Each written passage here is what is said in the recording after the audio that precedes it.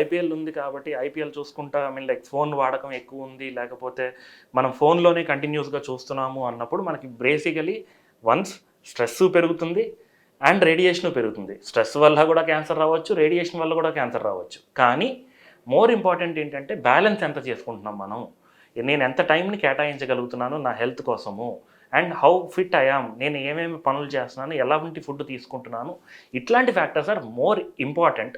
Radiation induced cancers అంటాం. Radiation వల్ల కూడా కొన్ని క్యాన్సర్లు అనేవి వస్తాయి. ఆ రేడియేషన్ మోతాదు అనేది ఎంత ఉంది అనేది ఇంపార్టెంట్. ఇప్పుడు ఫర్ ఎగ్జాంపుల్ కొంతమందికి రిపీటెడ్గా సన్ ఎక్స్పోజర్ ఉన్నప్పుడు యూవీ రేడియేషన్ ఎక్కువ ఉండే వాళ్ళకి స్కిన్ క్యాన్సర్స్ వచ్చే అవకాశం ఎక్కువ ఉంది అని అనుకుంటాం, లేకపోతే బ్రెయిన్ క్యాన్సర్స్ ఎక్కువ వచ్చే అవకాశం ఉంది అని అనుకుంటాం. బట్ ఎంత మోతాదులో ఆ రేడియేషన్ ఉంది, ఆ రేడియేషన్ని మనం ఎంత ఎక్కువగా వాడుతున్నాము అనే దాంట్లో మనకు ఆ క్యాన్సర్ వచ్చే అవకాశం ఉందా లేదా అని తెలుస్తుంది. సో మనకి అట్లాంటి రిస్క్ ఫ్యాక్టర్స్, అంటే మనం రేడియేషన్ ఉండే పరిధిలో ఉన్నాము, లేకపోతే అట్లాంటి అవకాశం మనకు ఉంది అన్నప్పుడు the best way to identify is screening చేయించుకోవడం. ఎవరైనా ఒక ఆంకాలజిస్ట్ని కలిసి నేను ఇలా నాకు రేడియేషన్ ఎక్కువ ఉందండి, నాకు ఏమన్నా టెస్ట్లు ఉంటాయా ఏంటి అనేది తెలుసుకోవడం, ఆర్ స్ప్రెడ్డింగ్ ద అవేర్నెస్. ఆ రేడియేషన్ వచ్చే మోతాదుని గురించి మనం అవాయిడ్ చేసుకోవడం.